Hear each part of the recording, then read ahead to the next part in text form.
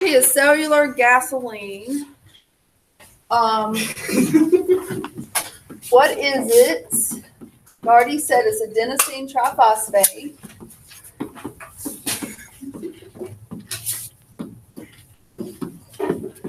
Used to do cellular work. All right, where is it made? Mitochondria. Now we'll find out that it's actually produced in a couple other places, but for sure, for what we want to make sure that you know is it's produced by the mitochondria. That's of eukaryotic cells. But if I'm a bacterium, I need ATP too. It's just mine is manufactured in the cytoplasm. So produced by mitochondria. Now, do you remember in the very first part of the video what he said? There was a process that is really the biggie that we make ATP by in the mitochondria. It's not photosynthesis, but it's something. Respiration. Very good. So we'll put produced by mitochondria during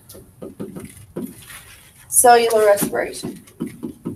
Okay, so there actually is two kinds of respiration. There's anaerobic and aerobic. So if it's mitochondria, this is aerobic respiration.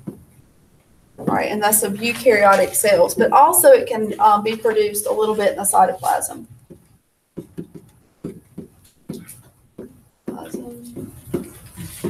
During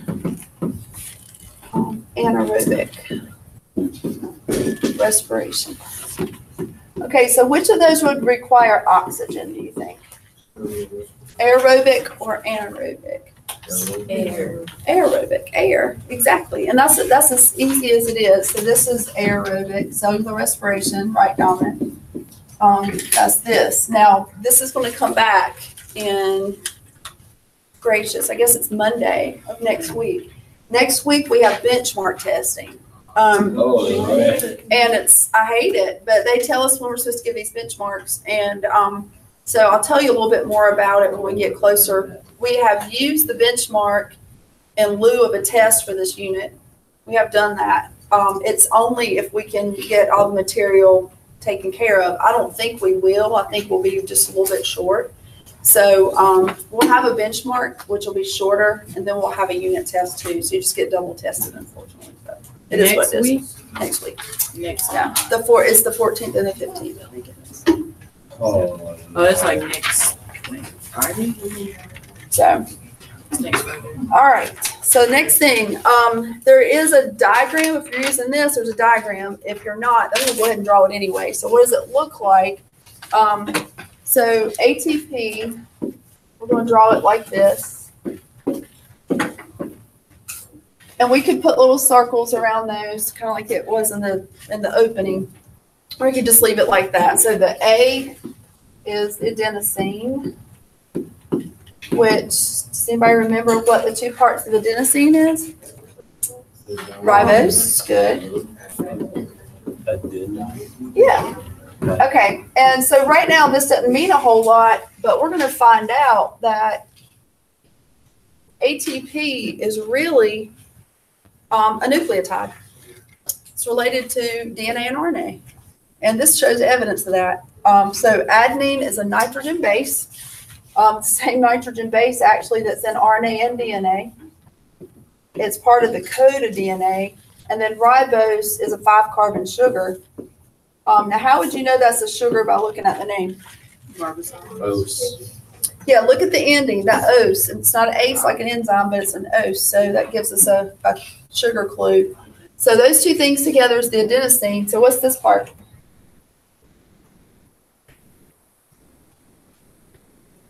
Adenosine triphosphate. All right. Oh, right. Yeah, there you go. All right, so on purpose, I put curvy lines there, but not one there. And that's because the curvy line, there is energy in the bond. These are kind of unstable. And so when he talked about the 3 little kids that are agitated on the bus seat, I talked about one person in particular in my 3rd period always pick on him for having a lot of energy. It's Tyreek. And so I was like, so picture 3 little Tyreeks on this little bus line, on this bus seat. And they're like doing this to each other. And finally somebody goes, boop, and like pushes one off. Well, it's not that easy because they're not spontaneous. They're going to break apart. They need an enzyme to chop them off. So that's what the cycle is showing below on this. That's what this is with the whole cell phone analogy. So we're going to look at that in just a second. But that's how it's fully charged ATP. So what's the big deal about ATP? So why is it so important? So what do y'all think? Why is ATP so important? I thought it was sugar and fats that give us energy. Why do we need ATP? That's the energy that they cells actually can use. So it would be like my nephew lives in Texas and he's in high school, and out in his backyard, he may out in the country see oil rigs, and they're pulling this thick, gooey oil out of the ground. This fossil fuels is unrefined. So can you take that gooey stuff and stick it into your gas tank and expect your car to run? No. Mm-mm. So what do you have to do to that crude oil first? Don't they put ethanol? No, I said it wrong. Ethanol. I said ethanol in it. Yeah. It has to be refined. So what do you know about it? Well, and that's what refineries do. They separate all these different products. For gasoline, they do add some ethanol. They add some alcohol to it, and most of that comes from corn. It's corn alcohol, grain alcohol. And so anyway, the whole point is that you can't stuff that gooey stuff and expect your car to run. That would be like us saying, okay, here's some glucose, here's some lipid, and then your cells are like, oh, yay, and it just does its thing. But what happens is, yeah, we can give it glucose, we can give it lipid, but that has to be converted to something it can use, and that's ATP. So just the same way as we have to refine the crude oil to make it gasoline. So why is it so important is it's necessary to, let's see, go back, necessary for cells to do work. If it's active transport versus passive transport, so we can't see gas exchange as far as diffusion, but if we want your lungs to inflate, if we want the muscles to move, think about a flagellum. A flagellum would never, none of us would ever be here because the sperm's tail would never move if we didn't have a mitochondria that's going to be producing this ATP. So, so movement, breathing, excreting waste. You need some to make energy, actually, even for cellular respiration to take place. So even photosynthesis and respiration need a little. So it's kind of like it takes money to make money. It takes some energy to actually to go into the system to make more. So and that just gives you, and that's kind of a simple list, but the whole point is to maintain homeostasis, right? Okay, so that's why. So this is how it happens, and this is the analogy, and I want you to think of how in the world can your group, because there's going to be 3 groups we're going to divide you into, how in the world can you act this out creatively, the cycle, okay? So we've seen it different ways, but it will help you know this, I promise. Okay, are we good with that? All right, so this is called the ATP. You'll see it called ATP ADP cycle. We're actually going all the way down to MP, but so this is the charging and the using of ATP. So like building it back up and using it and then building it back up, just like a cell phone. So I'm going to use a cell phone analogy. So how do you know when you're, other than it cuts off, how do you know when your phone's about to die? It'll pop up 20%. Growth battery. Either there's color, yeah, there's color change. It'll give you this little message, whatever it is. My computer beeps at me. It's going to low power mode. Well, so that's what I've tried to draw on this. Okay, they were laughing at it. They was like, "What are these little boxes?" I'm like, Oh, I didn't know what it's a that phone. was. Okay, so it does look pretty bad, but anyway. All right, so here's my little cell phone, and I would make sure that you draw this so you'll have enough space to write on the side. So I wouldn't, if you have this much space, you might want to, unless you write little, you might want to put it on a different side. All right, on my diagram on the worksheet, it has 3 bars. 3 bars. So what do you think that represents? Hour. Energy.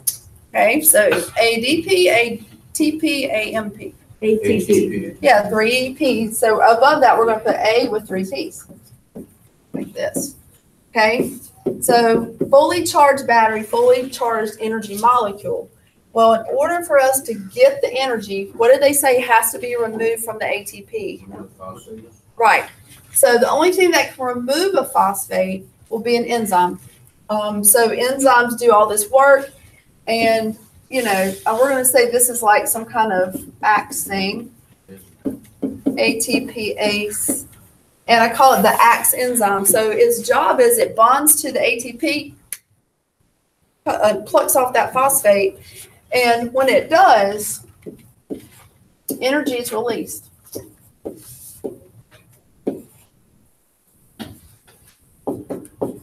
But this is how it does it.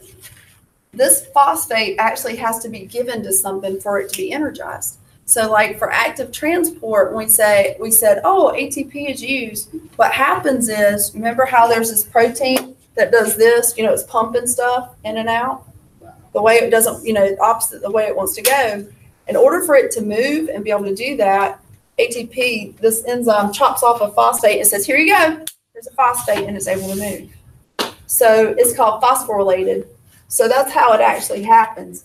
So for our purposes, the ATP or ATPase breaks off the phosphate, energy is released, the phosphate is given to whatever it needs to, that needs it. So now we have a PP, which is adenosine diphosphate. So do we still have energy in our phone? Yes. Yeah, you've used some, but we have 2 bars and we're still good to go. We still got a squiggly line, which means there's a bond to be broken and we can release some energy. All right, this one's also broken off. The phosphate's removed, energy's released. Same enzyme does it, but now what are we left with? Just one. And now at this point, you're getting that low battery kind of message because it's like, you can't break any more off. Your phone's going to die. So no more. So here we go. We've got 1 bar, 1 little phosphate, and it's called monophosphate. Okay. So because we have the 1 at this point, you got to charge it back up. So what's the only way you can charge it back up? Put on more phosphate. Put on more phosphate. So where are we going to get those phosphates? Food. From your food. Got to eat. So this side of your diagram is cell work. Okay, this is whatever you need it for, that they're getting those little phosphates. On this side, we're charging it back up. Okay, so normally, I'm just going to draw it like this because you have a picture on that side. But there is an enzyme. This is so glucose from food is added into the system. But we have this little delivery truck enzyme, or you can make it a Band-Aid enzyme. You can make it like an ambulance. And it's called ATP synthetase. And its job is it adds the phosphates back. So it's the charge enzyme. Or it's going to add them back. It could be like the Band-Aid and bandages them and brings them back. So that is mostly happening in the mitochondria. Yep, synthetase is like synthesize, it means to make. Well, there you go. It's the maker. That's the breaker. Okay. That makes sense, kind of? At least theoretically. Yeah, it's a lot to kind of wrap your head around, but that's how it works. It's pretty crazy. Think about it. After you die, you still have living cells. I'm sure they're still doing this. You know, your brain, but your cells, because this has happened on the cellular level. And so what if we don't get any oxygen to tissues? What if the oxygen goes away? So if I am a diabetic and I have poor circulation, that's why their extremities, a lot of times they lose digits and things. They can't get the energy. They need the oxygen too to help make this. You have to oxygen, if it's present, then you can make a heck of a lot more ATP. So, all right, so this is what you're going to do. We're going to actually act this out. Okay.